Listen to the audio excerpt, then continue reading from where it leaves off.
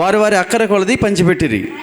మరియు ఏక మనస్కులై ప్రతిదినము దేవాలయంలో తప్పక కూడుకొనుచు ఇంటింట రొట్టె విరుచుచు దేవుని స్తుతించుచు ప్రజలందరి వలన దయ పొందిన వారై ఆనందముతోనూ నిష్కపటమైన హృదయముతోనూ ఆహారము పుచ్చుకొనుచుండిరి.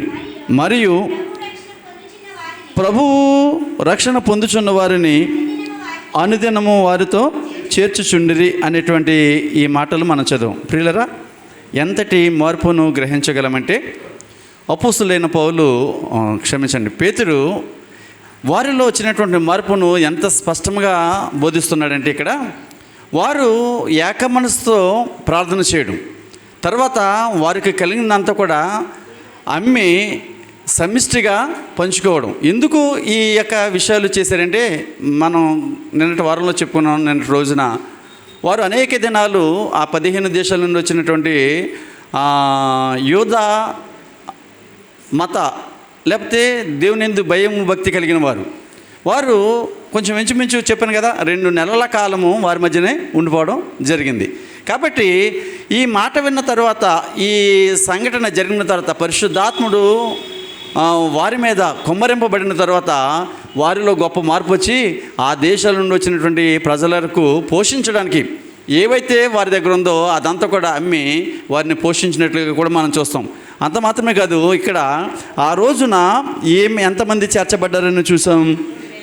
3,000 మంది, ఇంచుమించుగా 3,000 మంది చేర్చబడడానికి కూడా చాలా ఒక ప్రధానమైనటువంటి కారణం ఉంది.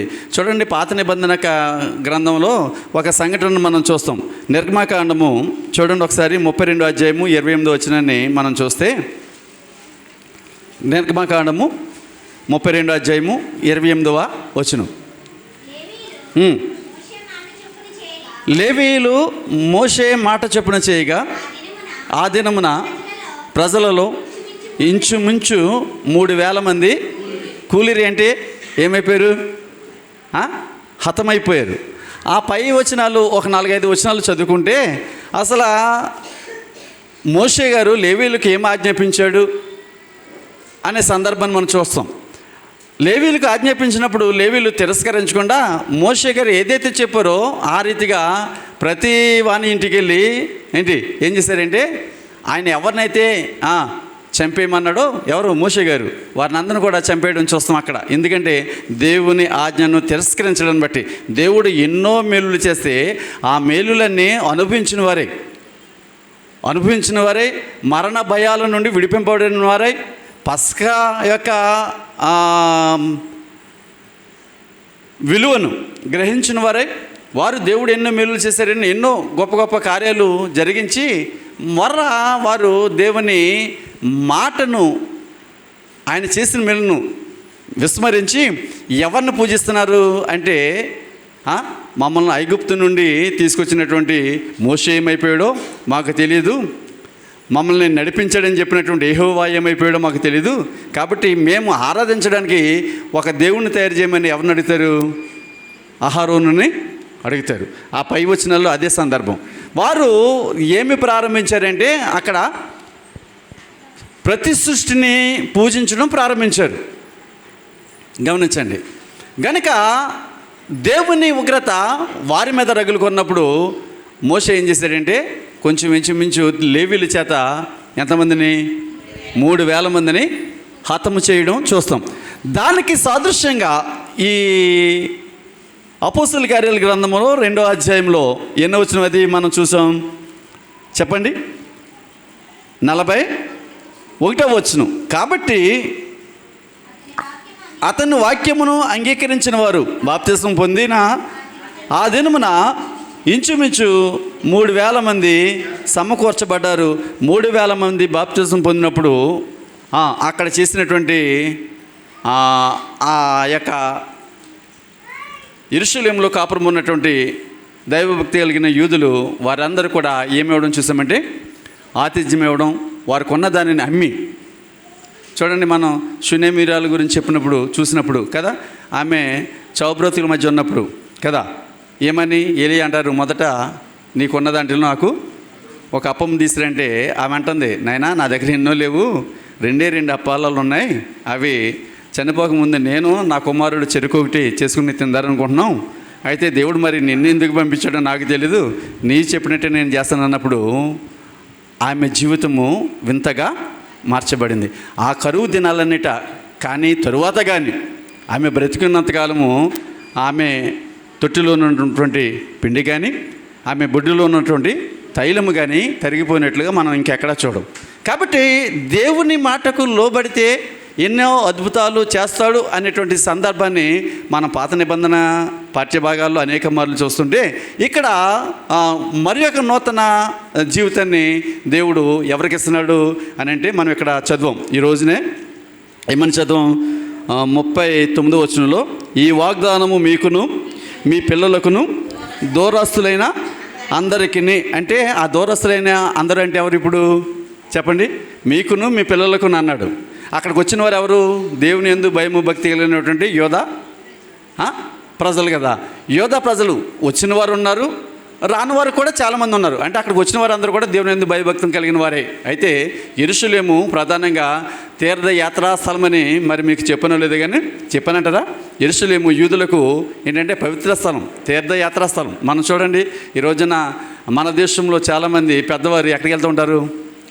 తీర్థయాత్రలకు వెళ్తూ ఉంటాడు. నాకు చిన్నప్పుడు మన గుడిగూడెంలో చాపల రామయ్య గారు ఆయన తీర్థయాత్ర బస్సు నడిపే. అదే ఈ రోజున మనం సైంటిస్టులు నిరూపించిన ఇంకోటి ఏది కనుగొన్నా వారు మన పూర్వకాలపు తండ్రి అయిన దేవుడు తన ప్రవక్తల నోట ఉంచినటువంటి మాటలు, ఆ ప్రామాణికలు, ఆ సందర్భాలు వాటిని ఉటంకిస్తూ ఇవి జరుగుతున్నాయి తప్ప క్రొత్తగా ఏమి కూడా జరగడం లేదనే సత్యాన్ని ఎవరు చెప్తారు? ప్రసంగి తన గ్రంథంలో చెప్తారు. అంటే పూర్వకాలంలో జరిగినవే మరలా జరుగుతున్నవి, సూర్యుని క్రింద క్రొత్తదేమీ కూడా జరగడం లేదు అనేటువంటి విషయాన్ని మనం చూడగలుగుతాం. కాబట్టి ఇత్యాది విషయాలు మనం ఆలోచన చేసినప్పుడు ఇక్కడ ఆ 3000 మంది కూలడము, మరలా ఇక్కడ 3000 మంది ఆ దేవుని సంఘంలో చేర్చబడడం మనం చూస్తాం. అంత మాత్రమే కాకుండా ఇంకా కిందకు వచ్చినట్లయితే ఏమంటారంటే, ఇంకా ఆఖరి వచనాలకు వచ్చినప్పుడు, మరియు చెప్పండి 46వ వచనం, వారు ఏక మనస్కులై ప్రతిదినము దేవాలయంలో తప్పక కూడుకొనుచు ఇంటింట రొట్టె విరుచుచు దేవుని స్తుతించుచు. ఇక్కడ దేవాలయము అనేటువంటి మాటను మనం ముందు చూస్తాం కదా. అయితే ఈ దేవాలయము యూదు మత సాంప్రదాయాల నుండి ఎక్కడికి వచ్చేస్తుంది చెప్పండి? ఈ దేవాలయము ఒకప్పుడు ఎవరికే ప్రాధాన్యం చెప్పండి? కేవలము యూదులకు మాత్రమే ప్రవేశం ఉంది. కానీ ఇప్పుడు ఈ దేవాలయం ఎక్కడికి వస్తుందంటే ఈ యోధా మత సాంప్రదాయాల నుండి అన్యజనులకు ఏమవుతుంది? సమీపమవుతుంది. అన్యజనులు అంటే ఎవరు? ఇప్పుడు పేతురు గారు చెప్పారు కదా, ఏంటి? మీకును మీ పిల్లలకును దూరస్తులందరికీ అన్నారు కదా. ఆ దూరస్తులైనటువంటి ఎవరంటే మనమే. ఒకప్పుడు వాక్యం తెలియని వారం, నిన్న మాట్లాడుకున్నాం. ఒకప్పుడు ప్రార్థన చేయడం తెలియని వారం. ఇందాక చెల్లి కూడా ప్రార్థన చేశారు. ఏ యోగ్యత లేని మమ్మల్ని ఈ స్థితికి నడిపించావు నాయనా, ఇది గొప్ప స్థితి అనేటువంటి భావం కలిగి ప్రార్థన చేయడం. అంటే మన పూర్వపు స్థితి, బాప్తిసం పొందకముందు ఉన్నటువంటి స్థితి, బాప్తిసం పొందిన తర్వాత ఉన్నటువంటి స్థితి, ఈ విషయాలను మనం తప్పనిసరిగా మన జీవితంలో కలిగిన పెనుమార్పును తప్పనిసరిగా అనుదినము మన మస్తిష్కంలో ఉంచుకుని మన విశ్వాస జీవితాన్ని కొనసాగించాలి. అంటే దేవుడు చేసినటువంటి ఏ మేలును మర్చిపోవడానికి వీలేదు. ఏ మేలు అంటే ఎవరినో చూసి వారికి ఎన్నెన్నో మేలు చేశాడు, నాకు తక్కువ మేలు చేశాడు అనుకోవడానికి లేదు. ఎందుకంటే మనం ఎప్పుడు కూడా భౌతికంగా మనం చూడడానికి వీలేదు. ఎందుకంటే ముందు మనం చూద్దాం, భౌతికంగా ఏమి ఆశించారనేది ముందు చూస్తాం. కనుక క్రైస్తవుడు ఒకసారి తన క్రైస్తవ జీవితాన్ని అవలంబించినప్పుడు వాడు పాత జీవితము, నూతన జీవితం, అంటే భౌతిక జీవితం అప్పుడు ఇప్పుడు ఒకలాగా ఉంటుందంటే ఎస్ ఒకలాగా ఉన్నా కానీ ఆ భౌతిక జీవితంలో కొన్ని మార్పులు చేసుకోవాలి. అయితే ఈ క్రైస్తవ జీవితము ప్రత్యేకించి భౌతికపరమైనటువంటి అభివృద్ధిని కాదు కానీ ఆత్మకు సంభవించబోయే ఆ మహిమరాజ్యం యొక్క అభ్యున్నతిని తెలియజేస్తుంది. కనుక ఆ మహిమరాజ్యంలో ప్రవేశించడానికి మనుషుడు భౌతిక జీవితాన్ని కలిగిన ప్రయోజనాల కంటే ఆత్మీయ జీవితానికి కలగబోయే గొప్ప ప్రయోజనాన్ని ఎరిగిన వాడిగా జీవించాలి అనేటువంటి సత్యాన్ని గ్రహించిన వారే వారికి ఉన్నటువంటి చరస్థిరాస్తులు. అంటే చరస్థిరాస్తులు అంటే చెప్పండి, చరస్థిరాస్తులు అంటే ఏంటి? చలనం కలిగిన ఆస్తులు, తర్వాత స్థిరంగా ఉన్న ఆస్తులు. స్థిరంగా ఉన్న ఆస్తులు అంటే ఏంటి? భూములు, పొలాలు. ఇవి చరాస్తులు అంటే ఏంటి? అవి ధనము కానీ, వస్తువు కానీ, లేకపోతే పశువులు కానీ, వాహనాలు కానీ, ఇవన్నీ కూడా చరాస్తులే. ఎందుకంటే ఇక్కడ మన దగ్గర ఉంటాయి, ఇంకో చోటకి వెళ్తుంటాయి, ఇంకో చోట నుంచి మన దగ్గరికి వస్తుంటాయి. కానీ ఈ భూములు కూడా వెళ్తాయి, కానీ అవి కదల్చబడని ఆస్తులు. కనుక వీరు వీటిని కూడా దేనినైనాను ప్రభు యొక్క పరిచర్య కంటే ఘనము కాదు అని ఎంచి వారు 15 దేశాల నుండి వచ్చినటువంటి దేవుని యందు భయము భక్తి కలిగినటువంటి యూదులను పోషించడానికి పూనుకున్నారు. అంటే వారి జీవితంలో కలిగిన గొప్ప పెనుమార్పును. అంతకుముందేమో వాటిని దాచుకున్నారు, అవి ఘనమైనటువంటి వస్తువులుగా ఎంచుకున్నారు. కానీ ఇప్పుడు ఆ ఘనమైన వస్తువులు ఏమైపోయినాయి? ప్రభువు ఎప్పుడైతే, అంటే పరిశుద్ధాత్ముడు ఎప్పుడైతే వారి హృదయాల్లోకి వచ్చాడో, యేసుక్రీస్తు వారు అన్నాడు కదా, ఆయన మిమ్మల్ని ఎక్కడ నడిపిస్తానన్నాడు? ఎక్కడ నడిపిస్తాడు? సర్వసత్యములోకి నడిపిస్తాడు అని చెప్పారు కదా. ఇప్పుడు సర్వసత్యం ఏంటి? వీరికి బోధపడింది. ఎవరికి బోధపడింది?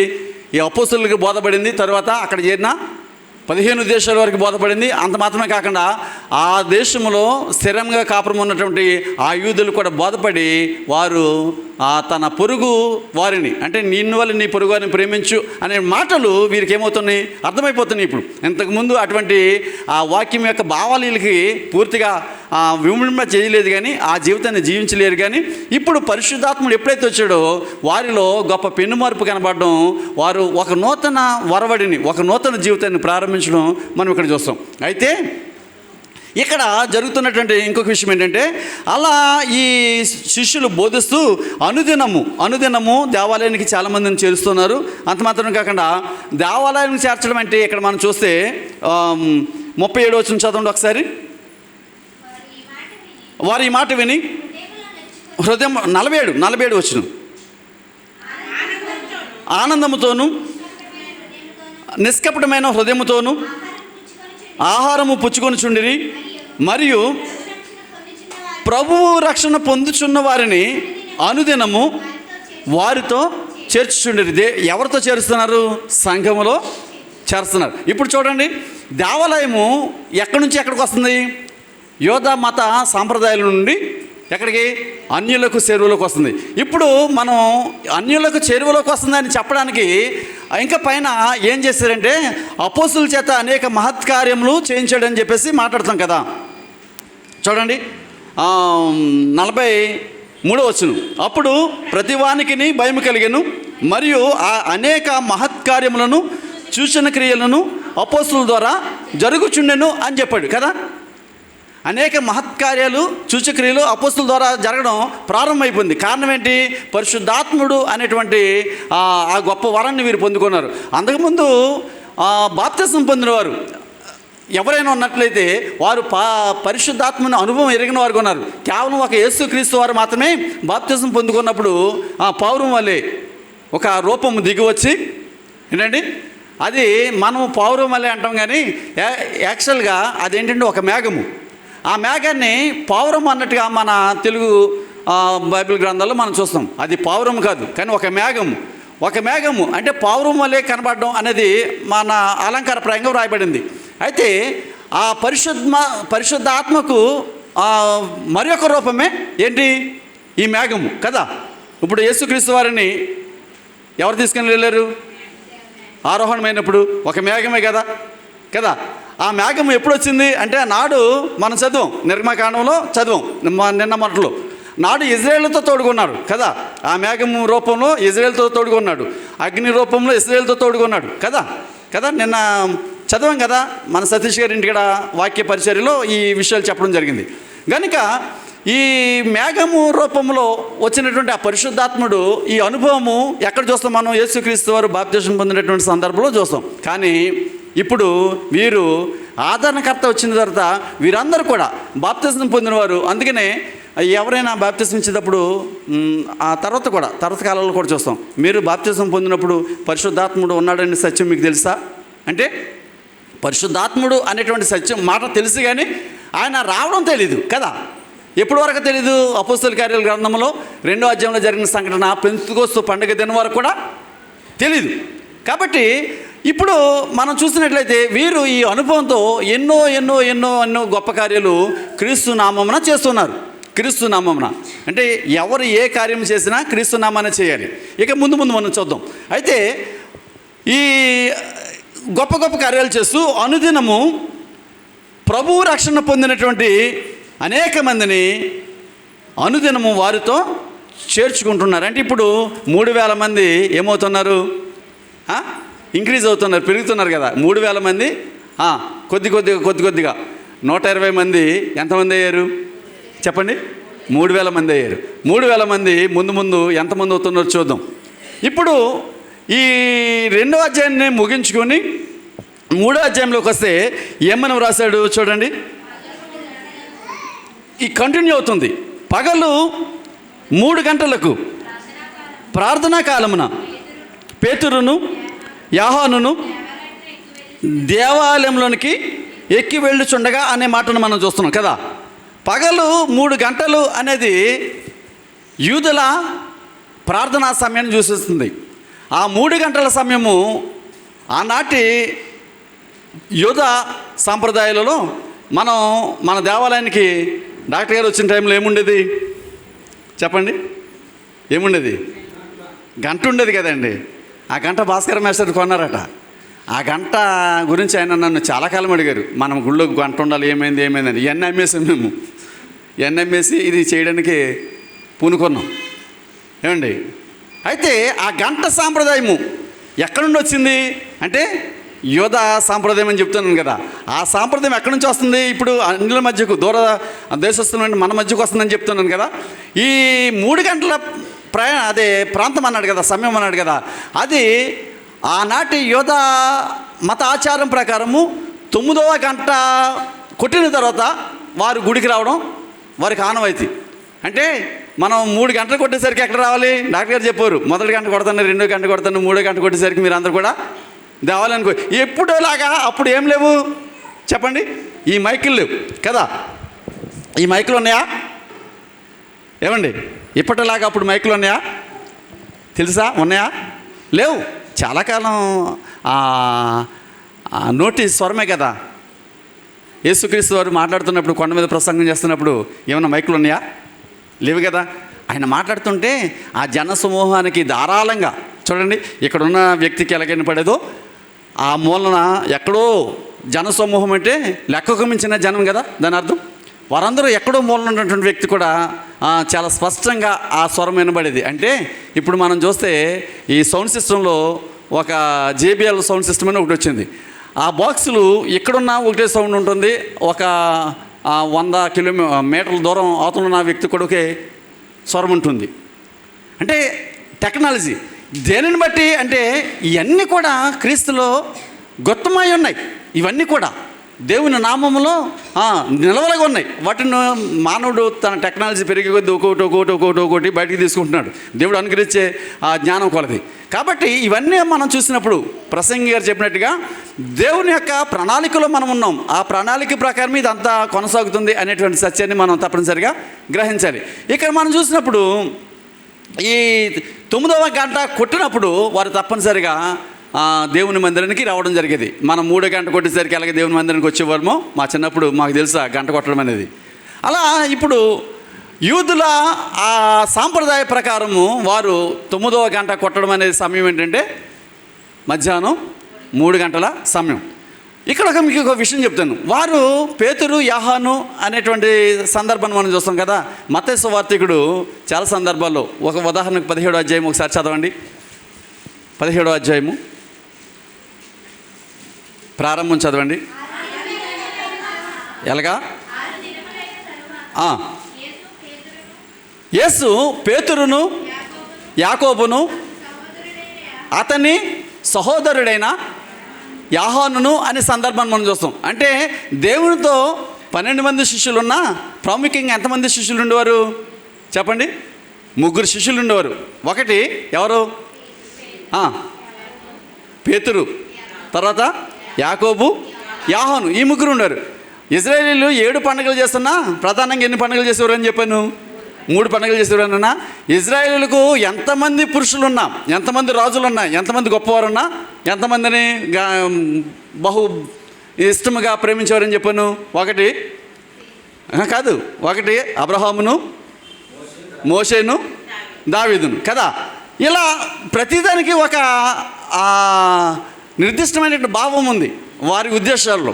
అలా ఇక్కడ ప్రతి విషయంలో యేసుక్రీస్తు వారు కూడా పేతురును, యోహానును, యాకోబును వెంట పెట్టుకెళ్ళేవారు. ఇక్కడ కూడా ఆ సందర్భాన్ని ఉటంకిస్తూ దేవాలయంలోకి వస్తున్నారు. ఎవరెవరంటే పేతురు, యోహానులు వస్తున్నారు.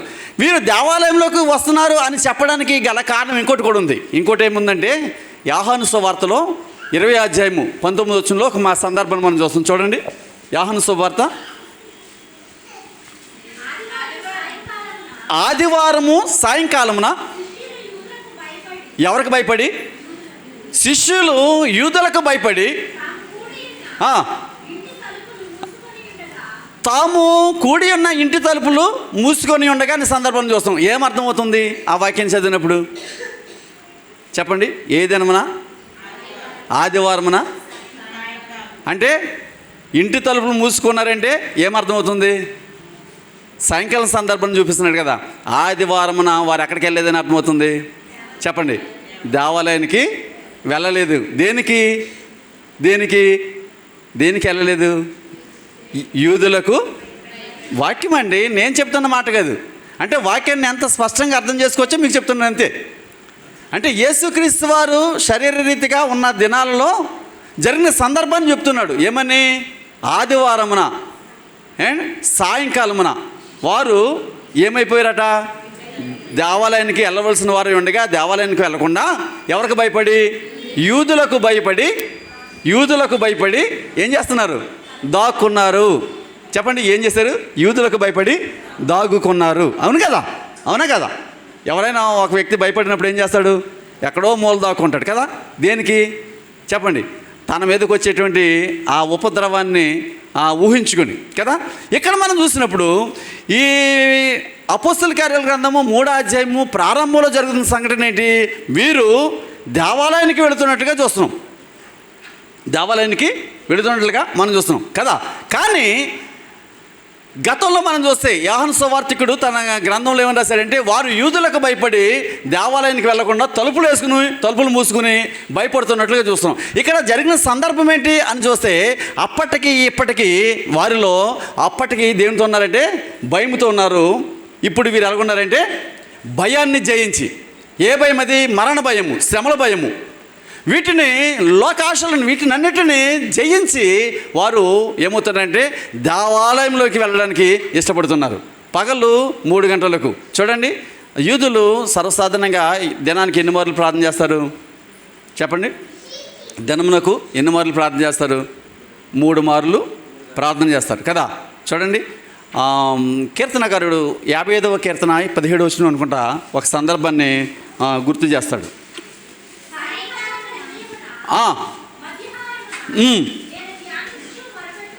ఎప్పుడు?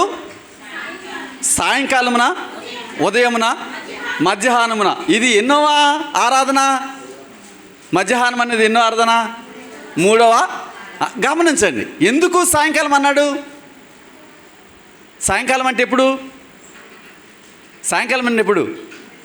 4 గంటల తర్వాత కదా. 5 గంటలు 6 గంటలు ఆ ప్రాంతం కదా. సాయంకాలం అంటే వీలైనంత వరకు 6 గంటల వరకు కూడా సాయంకాలమే. తర్వాత 7 గంటల తర్వాత సాయంకాలం అంటాను లేదు. రాత్రి 7 గంటలకు, అవునా? సాయంత్రం 6 గంటలకు. చూడండి, మార్పు వచ్చేసింది. సాయంత్రం 6 గంటలకు అనొచ్చు, కానీ సాయంత్రం 7 గంటలకు అనడానికి లేదు. ఏమనాలి? రాత్రి 7 గంటలకు అనాలి. మరి సాయంకాలమున అని ఎందుకు ప్రారంభించాడు అంటే, దేవుడు దినాన్ని ఎలా ప్రారంభించాడు చెప్పండి? సాయంకాలమును ఉదయమును కలుగగా, సాయంకాలమును ఉదయమును కలుగగా ఒక దినమైన. అంటే సాయంకాలం అంటే ఉదయం అంటే మళ్ళీ అక్కడి వరకు, మళ్ళీ సాయంత్రం వరకు కూడా అందరికి వస్తుంది కదా. వినండి, కాబట్టి ఈ దినము ఎప్పుడు ప్రారంభమైంది? సాయంకాలమున ప్రారంభమయ్యి ఏమండి 3వ ఆరాధనకి వాళ్ళు వస్తున్నారు. ఇక్కడ మనం ప్రత్యేకించి కీర్తనకారుడు చాలా స్పష్టంగా, అంత మాత్రమే కాదు, దావీదు, డేనియేలు గారు కూడా దినానికి ఎన్ని మార్లు ప్రార్థన చేస్తారు చెప్పండి? మీకు రెఫరెన్స్ ఏమైనా ఐడియా ఉందా? దానియేలు గ్రంథము 6వ అధ్యాయం 10వ వచనం ఒకసారి చూడండి. దానియేలు గ్రంథము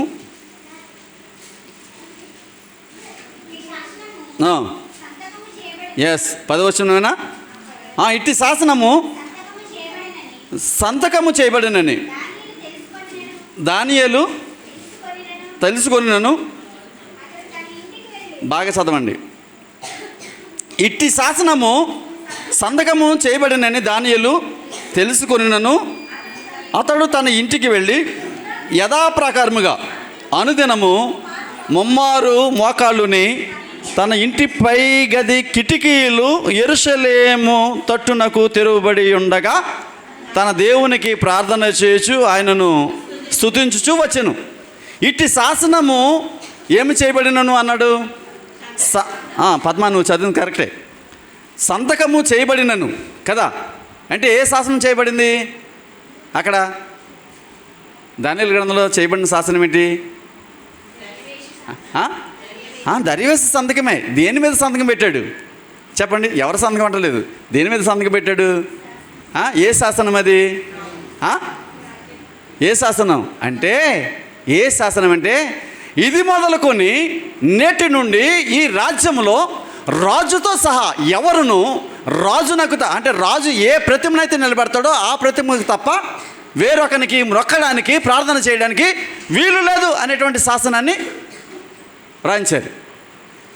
వినండి, రాజుతో సహా. ఆ దేశంలో ఆఖరికి అడుక్కుండేవాడు కూడా ఏం చేయకూడదు? రాజుగారు నియమించినటువంటి నిలబెట్టినటువంటి ఆ ప్రతిమ మాత్రమే వారు ఏం చేయాలి? మోకాళ్ళు ఉండాలి, నమస్కరించాలి, ప్రార్థనలు చేయాలి. ఈ శాసనాన్ని ఎవరు నిరుకుని పెట్టాలంటే ప్రాముఖ్యంగా ఎవరన్నా షడ్రకు మేషకు అబేద్నెగోను ఈ దానియేలు గారిని, బెల్తెషాజర్ గారిని, వీరిని ఇరుకుని పెట్టాలండి, వీరిని హతం చేయాలండి. ఎందుకంటే వీరు ఏ దేశం నుండి అయితే వచ్చారో ఆ శ్రమలలో దేవుడు మమ్మల్ని శ్రమలకు అప్పగించాడు అనుకోకుండా, దేవుడు మేము చేసినటువంటి లేకపోతే మా పితరులు చేసినటువంటి అపరాధములను బట్టి మేము శ్రమకు తీసుకురాబడ్డం అనేటువంటి సత్యం నెరిగి ఈ శ్రమలలో కూడా ఓదార్పు కలిగి నిరీక్షణ కలిగి తండ్రిని ప్రార్థన చేస్తే వీటి నుండి విడిపించేవాడు ఆయనే శక్తిమంతుడు అనేటువంటి మరి నిజమైనటువంటి సత్యంను గ్రహించిన వారు కనుక వారు ఈ శాసనం వచ్చిన దేనికి తెగించారు?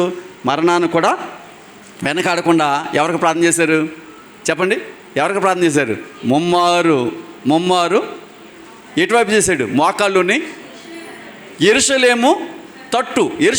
ఇప్పుడు మనం చూస్తుంటాం ముస్లిం సోదరులు ఏం చేస్తుంటారు? నమాజ్ చేస్తుంటారు కదా. వారు నమాజ్ సమయాలు మనం చూస్తుంటాం పేపర్లో కూడా.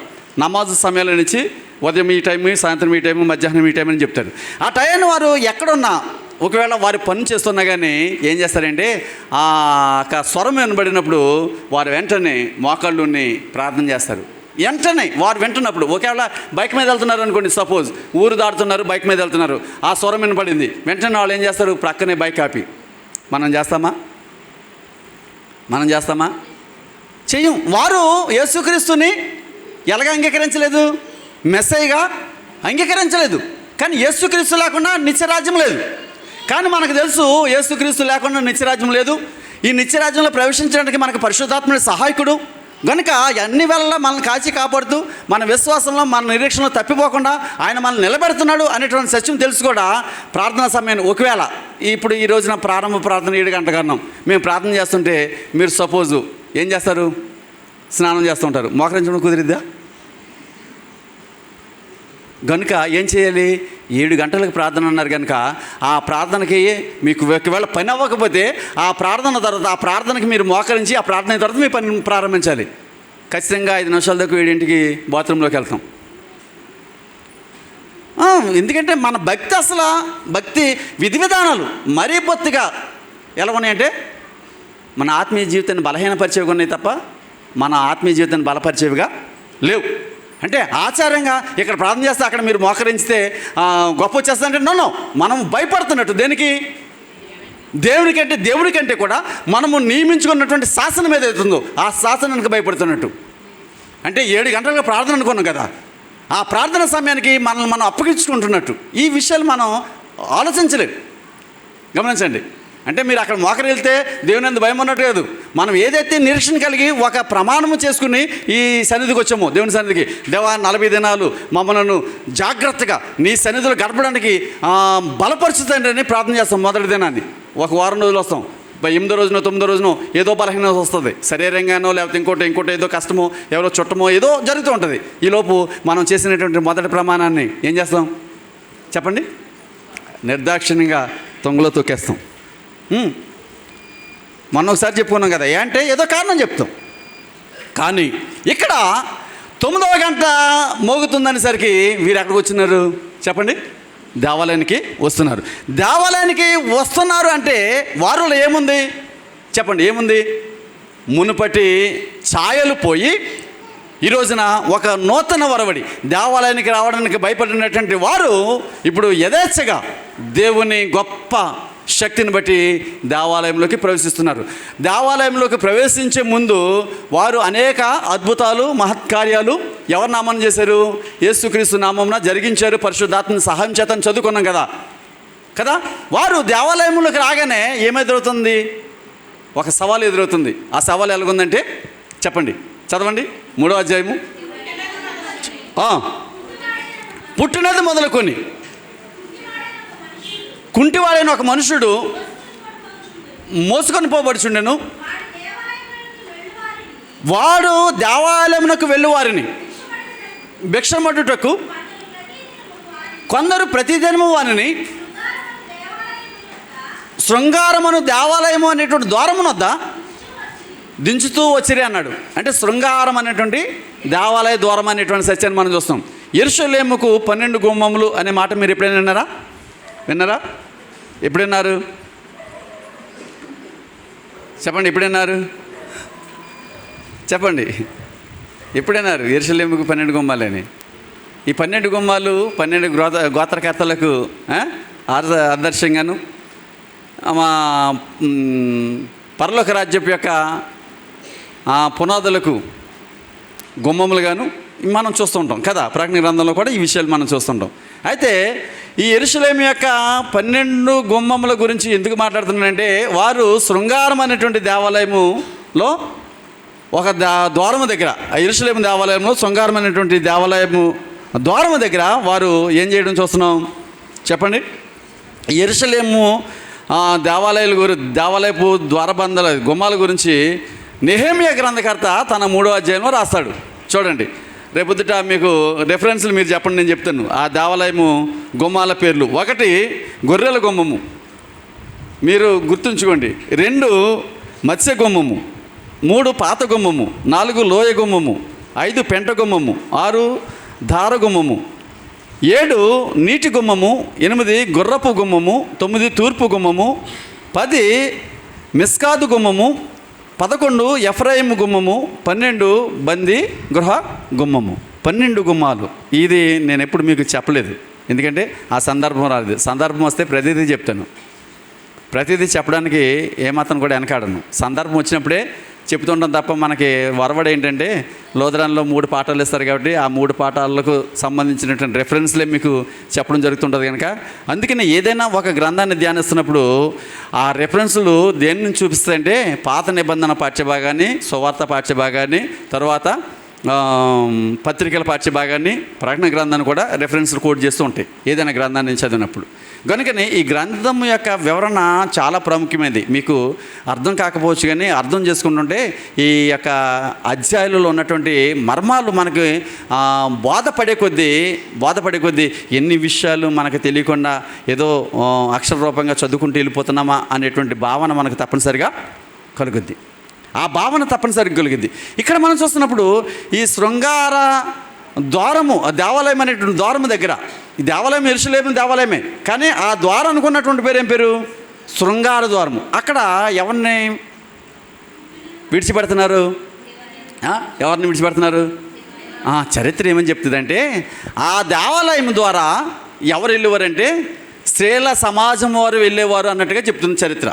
ఎందుకంటే స్త్రీల సమాజం వారి దగ్గర ఎందుకు ఆ సమాజం వారు ఈ ప్రవేశం ఎందుకు అంటే అనేక మంది ఆ ద్వారా వెళుతున్నప్పుడు అనేక మంది ఆ భిక్షాటన చేసుకోవడానికి అనేక మంది ద్వారా ఆ లాభప్రాప్తి పొందడానికి వీలుంటుంది అనేటువంటి సందర్భాన్ని మనం చూస్తున్నాం ఇక్కడ.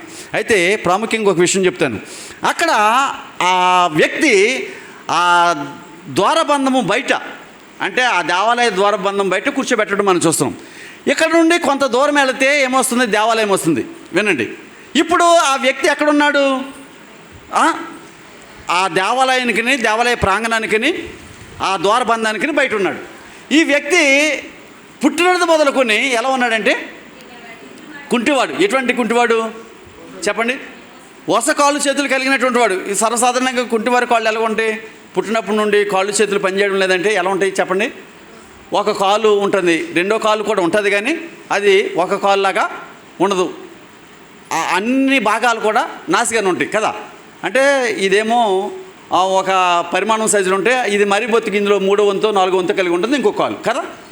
ఈ పరిస్థితిలో ఉన్నప్పుడు వాడు ఏం ఆశిస్తున్నాడు? ప్రతిదినము కొంతమంది మోసుకురావడం, ఈ యాచన ద్వారా వచ్చేటటువంటి ధనముతో మోసుకొచ్చిన వారు ఇతను కూడా బ్రతకడం మనం చూడగలం. అక్కడ విషయం అదంతా విపులంగా రాకపోయినా అదే మనం గమనించగలం. అయితే అక్కడ పేతురు యోహానులు మంచి తెల్లని వస్త్రాలు కలిగి ధరించుకుని వస్తుంటే వారిని చూసి ఏమనుకున్నారంటే వీరు యూదులలో గొప్ప ధనం కలిగిన వారై ఉండొచ్చు. అంటే చాలామంది వస్త్రధారణ చూసినప్పుడు కదా, సూటు బూటు వేసుకుని వచ్చాడు అనుకోండి ఏమనుకుంటాం? ఒక కారు వేసుకొచ్చాడు అనుకోండి ఏమనుకుంటాం? 10 ఉంగరాలు పెట్టుకొచ్చాడు అనుకోండి ఏమనుకుంటాం? మెడలో చైన్ వేసుకొచ్చాడు అనుకోండి ఏమనుకుంటాం? అది రోల్డ్ గోల్డా అని మనకు తెలియదు కదా. చాలామంది ఏదో సందర్భంలో మనం ఇలాగన్నాం అనుకోండి, ఉంగరం ఉందంటే పాస్టర్ గారి ఉంగరం చూపిస్తున్నాడు అనుకుంటాం. ఏం చేస్తాడు? ఇలాగంటాడా? ఇలాగైనా ఉంగరం కాపడుతుంది, ఇలాగైనా ఉంగరం కాపడుతుంది కదా. కానీ కొంతమంది అలా చూపించేవాళ్ళు కూడా ఉన్నారు, తన డాంబికాన్ని చూపించుకునేవారు కూడా, ప్రదర్శించుకునేవారు కూడా ఉన్నారు. అఫ్కోర్స్ కాదని కాదు. అయితే ఇక్కడ వీరిని చూసినప్పుడు అతను మస్తిష్కంలో ఏం మిగిలిందంటే, వీరు గొప్పవారిగా ఉన్నారు, వీరి నుండి ఏం దొరికింది అనుకున్నారు చెప్పండి? వెండి, ఇంకా ప్రశస్తమైనది బంగారం. అబ్బా, ఎంతటి ఆలోచన, ఎంతటి ఆశ అండి! వెండి బంగారములు దొరుకునేమో అనుకుంటే పేతురు అన్నాడు, వెండి బంగారములు నా యొద్ద లేవు, కానీ నాకు కలిగినదే నీకిచ్చుచున్నాను అని ఎవరి నామమున? నజరేయుడైన యేసు నామమున నడువుమని చెయ్యందించినప్పుడు వాడు ఎలా లేవాలి చెప్పండి? ఎలా లేవాలి? అప్పటికి ఎంతమంది మోసుకొస్తున్నారు? కొంతమంది మోసుకొస్తున్నారు కదా, ఒక్కడి కాదు కదా మోసుకొచ్చేది అప్పటికి. కానీ ఇక్కడ మనం చూడాలి, ఇక్కడ చెయ్యిచ్చేది ఎవరు? ఒక్కడే. ఆయన మోసుకొచ్చింది 2, 3, 4 రావచ్చు, కానీ ఇక్కడ చేయించేది ఒక్కడే. చేయించినప్పుడు అతను ఏమనాలి? నాయనా, నేను 4 పడితేనే కానీ లేవను, నువ్వు చెయ్యగదు, మీరిద్దరు కూడా నన్ను లేపండి అనాలి కదా. పేతురు చెయ్యగానే వాడు ఎలా లేచాడంట? దిగ్గునలే. అంటే పరిశుద్ధాత్ముని కార్యము ఒక్కసారిగా అతన్ని తాకగానే అతనిలో ఉన్నటువంటి ఆ పాత జీవితం అంతా ఏమైపోయిందంటే సమాధి చేయబడింది. చూడండి, ఆ పాత స్థితి అంతా కూడా సమాధి చేయబడి వాడు దిగ్గున లేచి ఏం పొందాడంట? శీలమండలు బలము పొంది ఏం చేశాడు చెప్పండి? వాడు ఎక్కడికి? గొంతులు వేయచ్చు, దేవుని స్తుతించచ్చు, వారితో పాటు దేవాలయములోనికి ప్రవేశం. వినండి, ఇప్పుడు దేవాలయమునకు వెలుపల ఉన్నటువంటి ఈ వ్యక్తి ఎక్కడికి వస్తున్నాడు? చూడండి, ఒకప్పుడు దూరస్తుడిగా ఉన్నటువంటి ఈ వ్యక్తి ఇప్పుడు ఆ మధ్యన ఉన్నటువంటి ప్రాంగణాన్ని అడ్డుగోడను దాటుకుని అతను ఎక్కడికి వస్తున్నాడంటే దేవాలయంలోకి వస్తున్నాడు. అక్కడ స్థితిని మనం చూసినప్పుడు ఆ వ్యక్తి మేలు పొందుకున్నప్పుడు మొదట ఏం చేస్తాడు చెప్పండి? మనమైతే ఏం చేస్తాం? గబగబా ఫోన్ చేస్తాం, అమ్మా నా కడుపు నొప్పి తగ్గిపోయిందే, నాన్న డాడీ నాలో ఏదో గడ్డ ఉందన్నారు కదా, మాయమైపోయింది అని చెప్తాం కదా. కానీ వీడు ఆ మోసుకొచ్చే వారి గురించి ఆలోచించలేదు కదా, ఆలోచన చేశారా? ఇంకొకటి ఏంటంటే గొప్ప విషయం వినండి, ఇంకొకటి ఏంటంటే బాగు చేసినాడు ఎవరు చెప్పండి? బాగా చెప్పండి, బాగు చేసినాడు ఎవరు? బాగా చెప్పండి అలా, మీరు లోతుకి వెళ్ళిపోయి చెప్పండి, మామూలుగా చెప్పండి. బాగు చేసినాడు ఎవరు? పేతురు కదా, బాగు చేసినాడు పేతురు. మీరు దేవుడు అంటే మనకు తెలుసు, ఇప్పుడు పరిశుద్ధాత్మడు పనిచేస్తున్నాడని సత్యం మనకు తెలుసు, అన్నాడు వారికి తెలియదు కదా. కానీ వాడు ఎవరు బాగు చేశారనుకోవాలి చెప్పండి? పేతురు కదా బాగు చేసింది, పేతురు కదా చేయించింది. పేతురు చేయగానే కదా దిగులు లేచాడు వీడు. ఇప్పుడు ఎవరిని మహింపరచాలి, ఎవరిని కనపరచాలి, ఎవరు ప్రైజ్ చేయాలి? వీడు ఎవరిని ప్రైజ్ చేయాలి, ఎవరిని పొగడాలి? పేతురుని కదా. నాయనా నువ్వు ఎంత గొప్పవాడువు, నువ్వు రాకపోతే నా బ్రతుకు ఇంకోలా ఉండేది కదా. మనం ఎవరన్నా ఒక 100 రూపాయలు, 1000 రూపాయలు, 1,00,000 రూపాయలు సాయం చేస్తే, నాకు చాలామంది సాయం చేశారు, నేను 100 మంది దగ్గర చెప్పాను, నాకు పెళ్లి విషయంలో ఎంతమంది సహాయపడ్డారని చెప్పేసి కదా. కానీ వీరందరి మనసు మార్చినవాడు ఎవరు? దేవుడు కదా. అది నాకు తెలుసు కనుక దేవుడే వారి మనసు మార్చి నాకు సహాయపడడానికి, కృప చూపడానికి ప్రార్థన చేశాను. నేను ఎలా చెప్పినా దేవుడే వారి మనసును మార్చి నాకు సహాయపడ్డారని ప్రార్థన చేశాను. ఇక్కడ మనం చూసినప్పుడు వాడు పేతురును ప్రయ చేయకుండా, పేతురును పొగడకుండా కదా. ముందు చూస్తాం అపోస్తల కార్యాల గ్రంథంలోనే పేతురు, పౌలు గారు, బర్నబా ఇటువంటి వారు కొన్ని అద్భుతాలు చేస్తున్నప్పుడు వారు ఏం చేస్తున్నారంటే పేతురికి వారికి ఏం చేస్తున్నారు? దండలు వేసేస్తారు. ముందు చూస్తాం మనం ఈ విషయం. కనుకనే ఈ పరిశుద్ధాత్మ కార్యములు, అపోస్తల కార్యాల గ్రంథం చాలా శ్రేష్టమైనది, చాలా ప్రాముఖ్యమైనది, చాలా విలువైనది, మన ఆత్మీయ జీవితానికి ఎంతో దోహదం చేసే గ్రంథం ఇది. కనుకనే ఈ గ్రంథాన్ని చెప్పడానికి డాక్టర్ గారు అడగడం, నేను కూడా దీని గురించి ఆలోచన చేయడం జరిగింది. సరే, ఇప్పుడు మనం చూసినప్పుడు పేతురును పొగడడం మానేసి ఇతను ఏం చేస్తున్నాడు అంటే లోక మర్యాదలను విడిచిపెట్టవలసిన వారమై ఉన్నాము అనేటువంటి సత్యాన్ని మనకు బోధిస్తున్నాడు పరిశుద్ధాత్ముడు. ఎవరి ద్వారా అంటే ఒక కుంటివాని ద్వారా. అతని మనసు కుంటిదే, అతని శరీరం కుంటిదే, కానీ అతని మనసు ఏం కాదు, కుంటిది కాదు. అతని శరీరానికి స్వస్థత వచ్చింది, ఆ శరీర స్వస్థత పాటు అతని మనసు కూడా. అంటే మనిషి మారడం అంటే ఏంటి? మనసు కదా మారడం కదా. ఒక మనిషి బాప్టైజ్ చేయబడడం అంటే ఏంటి? పాత జీవితాన్ని పాతి పెట్టడం కదా అర్థం. ఇక్కడ ఈ కుంటివాణి జీవితంలో మనం చూసినట్టు అద్భుతాన్ని ఏం చూపిస్తుందంటే, వాడు మనుషులను మహిమపరిచేవాడిగా కాకుండా దేవుని మహిమపరిచేవాడిగా ఉండి, అతనికి దేవునికి ఉన్నటువంటి ఆ ఆటంకాన్ని జయించిన వాడిగా వాడు వెంటనే ఎక్కడికి వెళ్ళడం చూస్తున్నాం?